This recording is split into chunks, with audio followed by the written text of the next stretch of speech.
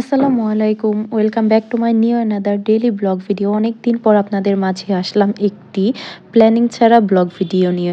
আসলে দেবর এসে বলতেছিল চলেন ভাবি আজকে একটু বিকেলে ঘুরতে যাই।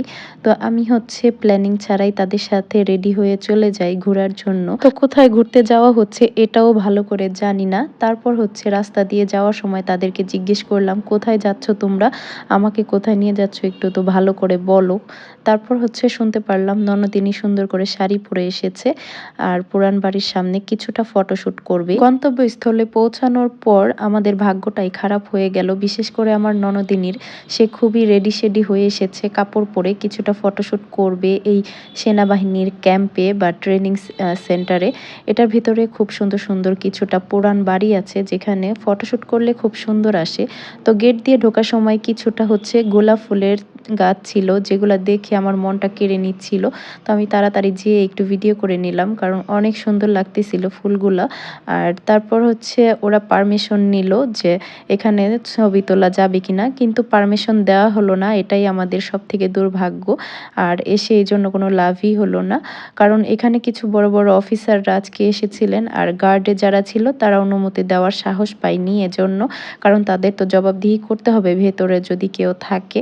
তো ওই হিসেবে হচ্ছে ছোট বাচ্চারা যেতে পারতেছিল, এজন্য আমার ছেলে এবং আমার আরেকটা ছোট ননদিনী ছিল, ওরা দুজন হচ্ছে যেয়ে খেলতে পেরেছে, কিছুটা সময় উপভোগ করতে পেরেছে ভেতরে, কিন্তু আমাদের বড়দের যেতে দেওয়া হয়নি।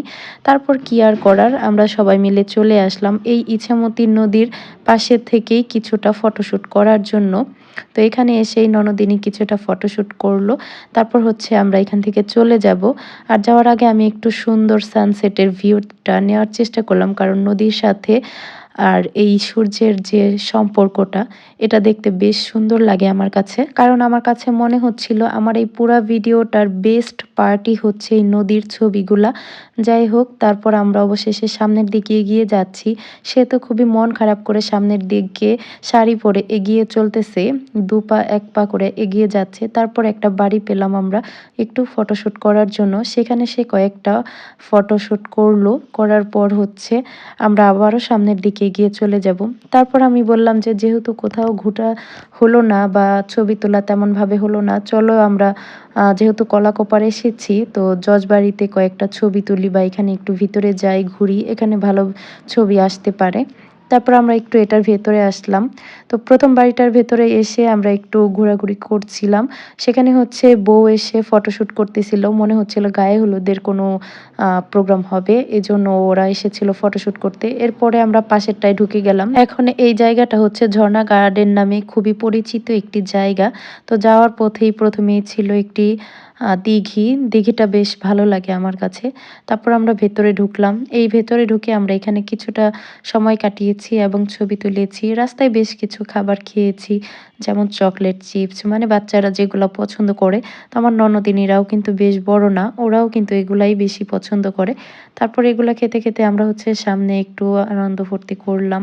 আমরা যেই সময়টাতে এখানে এসেছি তখন তো খুবই নিরিবিলি ছিল, আর এই নিরিবিলি পরিবেশে ঘুরতে পেরে খুবই ভালো লাগলো। এই ঝর্ণা গার্ডেনের ভিতরে খুবই সুন্দর বাগান বিলাস আছে যেখানে অসংখ্য ফুল ফুটেছিল আর দেখতেও বেশ সুন্দর লাগতেছিল। আমি হচ্ছে এটার একটি রিলস বানিয়ে আগেই ছেড়েছি, যেটা আপনারা আগের ভিডিওতে দেখেছেন। আমি হচ্ছে ইদানিং বড় ভিডিও একটু কমই ছাড়তেছি, আমার তেমনভাবে ভিডিও করা হয় না। আসলে শরীর তেমনভাবে ভালো থাকে না, এজন্য করতে ইচ্ছা করে না, আলসামিটাই বেশি কাজ করে। যাই হোক, অনেক কথা বলে ফেললাম, সন্ধ্যা হয়েই এসেছে। এখন হচ্ছে বাসায় চলে যাব, যেহেতু সন্ধ্যার টাইম, এজন্য ওরা প্রত্যেকটা স্থানেই হচ্ছে লাইটটা অন করে দিয়েছে। আর লাইট অন করার পরে দেখেন কি পরিমাণ সুন্দর লাগে, এটা রাতের বেলাতে বেশ সুন্দর লাগে। আমরা তো একসময় রাতের বেলা এসেছিলাম, ওই সময়টাতে রাতের ভিউ আছে আমার মোবাইলে অন্য ভিডিওতে। যাই হোক, সবাই ভালো থাকবেন, সুস্থ থাকবেন, দোয়া রাখবেন আমাদের জন্য। আল্লাহ হাফিজ।